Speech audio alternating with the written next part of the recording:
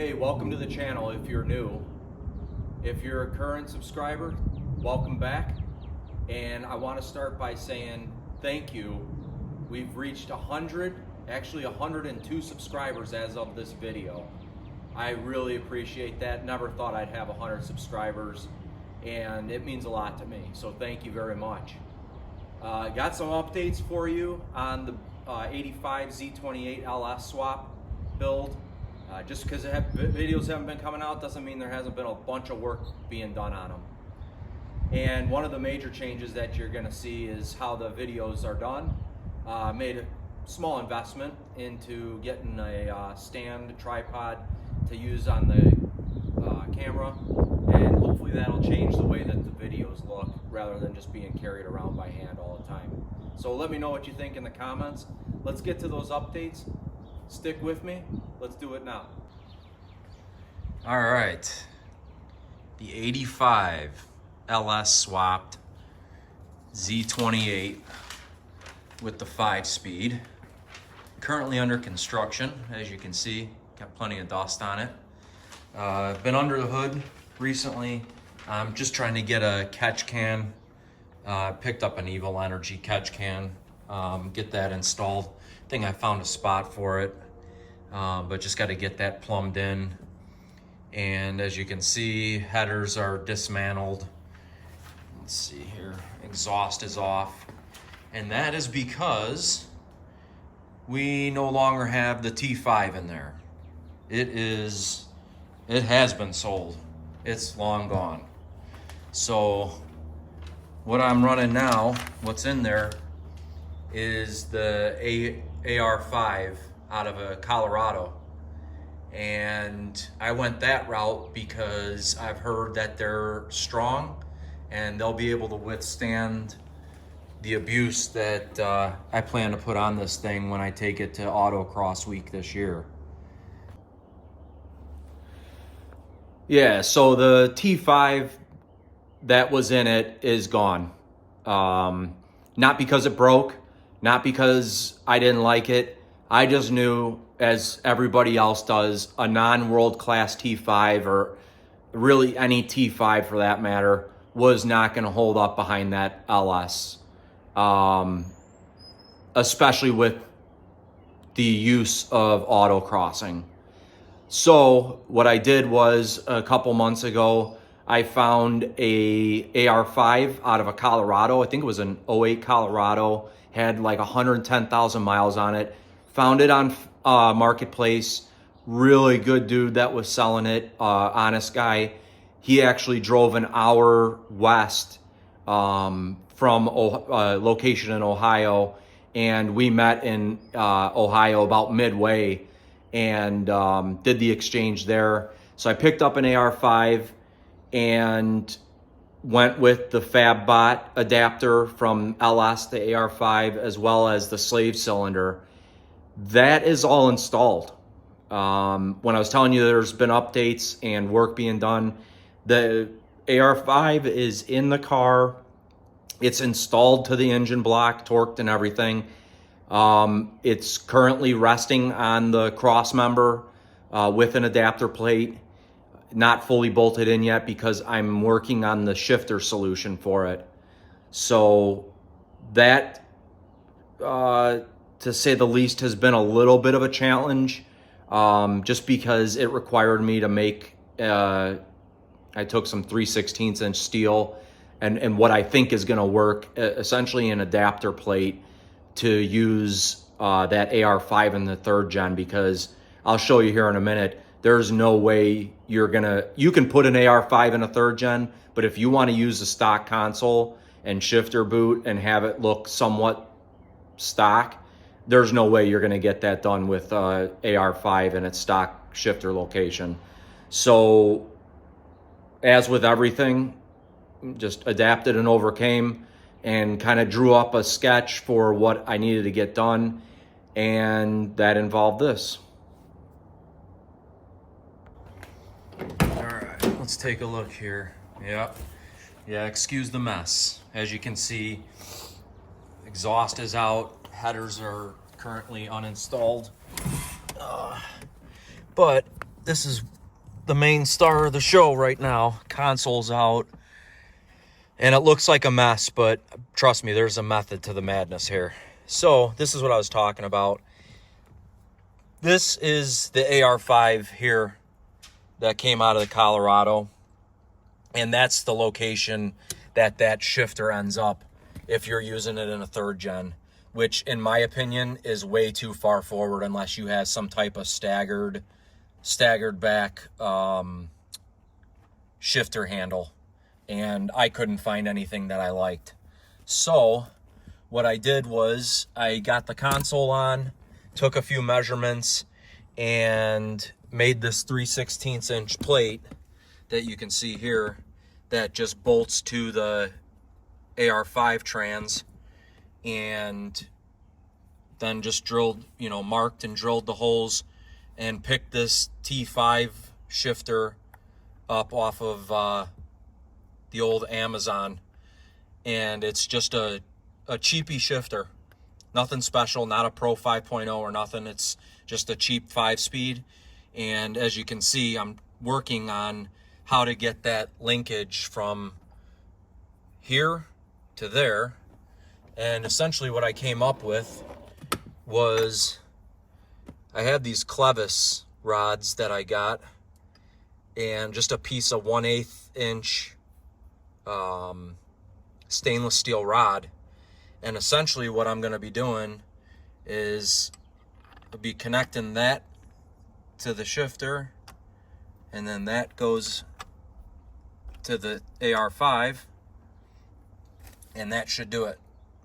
But getting everything shored up so that there's no play in here, that's what I'm working on next. I did pick up some nylon bushings, stuff like that, to see if I can get it so that there can't be any play in here, so that it shifts very precisely.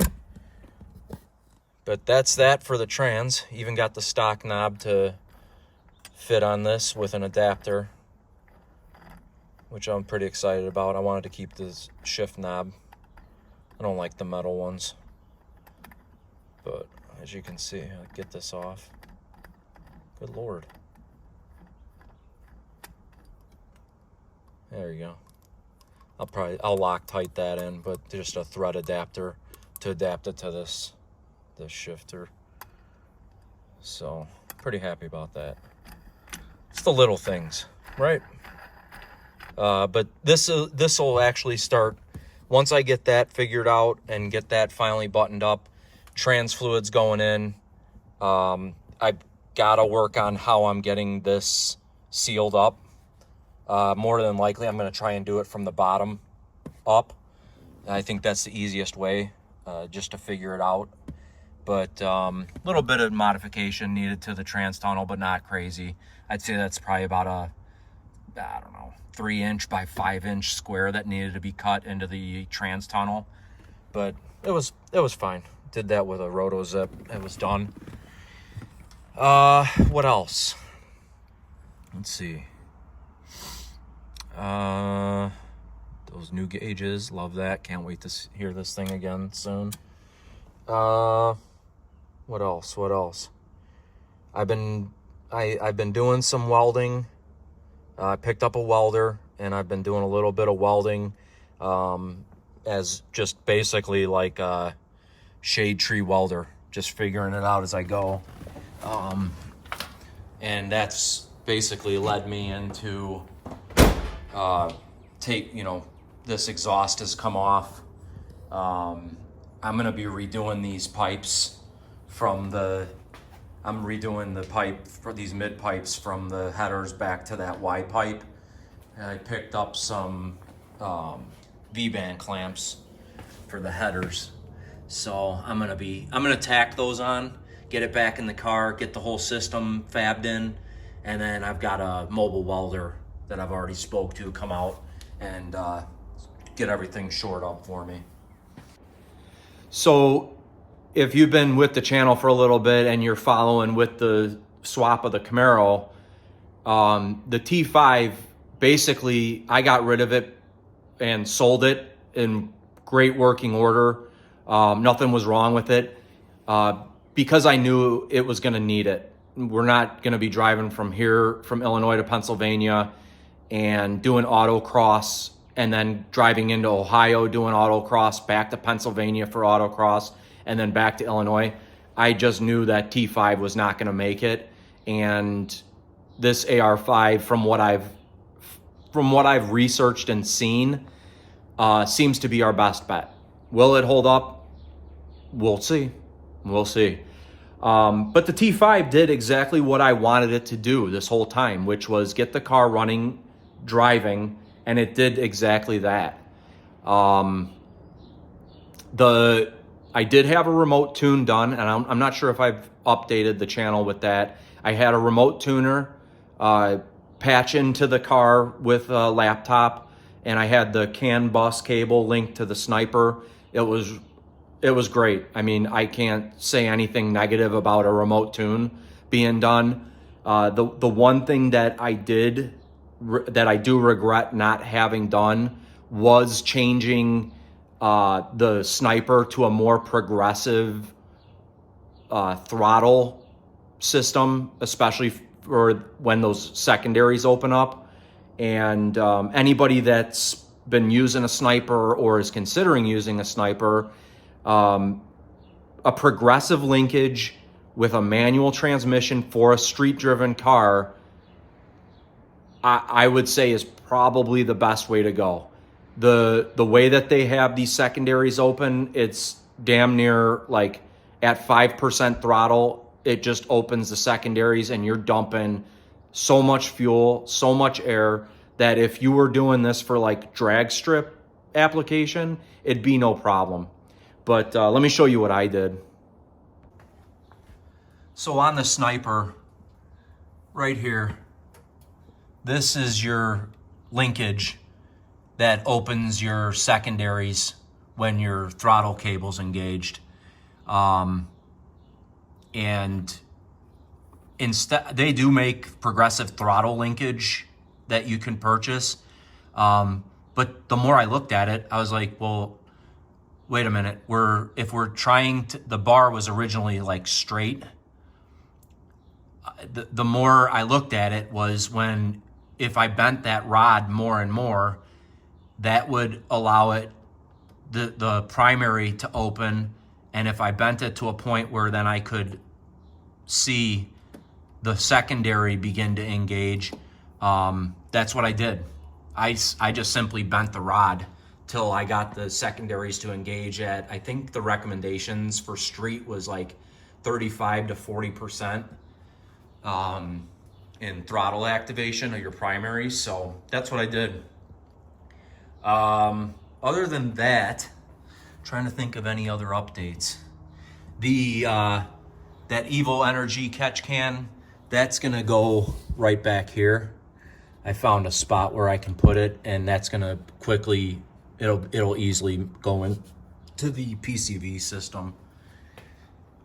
But that's pretty much it for the 85. I got the Willwoods on the front because I picked up I'm not sure if I updated with a video on that, but got the Willwoods on with a big brake kit from Scott over at Big Brake Upgrade. So that was cool. And then in this box and in there is the upgrade for the rears. I got the C5 backing plates. I gotta get the rear end out. So lots happening. And not sure if I've ever showed it, but this is my 89. This one's the baby. Let me see if I can get you a better shot. I can't start it up right now, can't move it out because I've currently got the coolant system opened up just because I discovered the original coolant overflow reservoir had a crack in it, and it looks like previous owner tried to seal it up with some, I would call it like a crazy glue, not even an epoxy. But this is my 89, and it's got 54,000 on it now. Auto 5.7 tune port. Can at least show you the motor. I do have subframe connectors on it from Alston. Those are just the bolt-ins. But yeah, 5.7 tune port, all original. It runs like a top. But yeah, I was just doing some cleanup here of the overflow reservoir, and I put a battery mat in. I noticed I did some sanding and some grinding on the battery tray because it's relatively rust free, but I noticed there was some corrosion building up from, looked like battery acid overflow, and I'm not sure why that would be. Maybe just a cheap battery. I didn't put this battery in, this came with the car, but I'm thinking maybe a cheap battery and it's just purging some fluid. But I just did some paint over rust stuff on the battery tray because it wasn't that bad. And then I bought one of those battery mats, put that underneath the battery. But yeah, take you around this thing. This is one I've been looking for, was this red, the red metallic with the gold wheels and the gold accent package. This is something that this is the car that I've been looking for a while, and I finally found it a couple years ago, so I think I got it at a good time. There she is. And oh, I just got these in the UMI box. Those are the subframe connectors, the Weldons for the 85. And underneath there, that's the box of exhaust pieces that I'm gonna use to rebuild the mid pipes with. So that's it as far as updates go.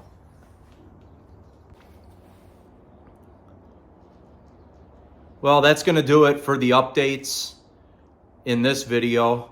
I appreciate you following along and sticking with me. I know the videos have been few and far between. I'm hoping that with a little bit, the stand that I bought, where I can put the camera on and just basically run the video, will allow me to do work and have you follow along as I do stuff. In hindsight, I really would have liked to have let people see the process of making that adapter plate for the shifter to go to the AR5. That's by far been one of the more interesting, challenging, and rewarding things that I've done with the car. And the one thing that I tell people, because I talk to people all the time with the LS swap stuff, and people always want to know whether or not you should do an LS swap. Should I swap it? What does it cost? It can cost as little or as much, and this is what I tell people. It'll cost as little or as much as you want to put into it. The real price is your time, and mentally, you have to be able to know that you are going to have to adapt, overcome, and modify, alter, and brainstorm solutions to stuff that nobody else is going to fix for you. I mean, they can, and somebody will fix it for you, but that's where you're talking the price comes in with these LS swaps. If you do everything yourself and take your time and put the effort into it, I kind of live by creed that how you do anything is how you do everything. And I like to take pride in my work and do stuff that if somebody else was to open it up, wouldn't look at it and go, Jesus Christ, look at this. Like, what were they thinking? No, I want them to open it up and go, Jesus Christ, this guy put a bunch of work into this thing and it's actually legit. So, I appreciate you following along. Thanks for watching the video. Please consider liking, subscribing, and leaving a comment with watching the video. If there's anything you got a question on, I'm happy to answer it. That's what I'm doing this for. So thanks for watching, and stick with me. We'll get more videos out there soon. Take care. Bye.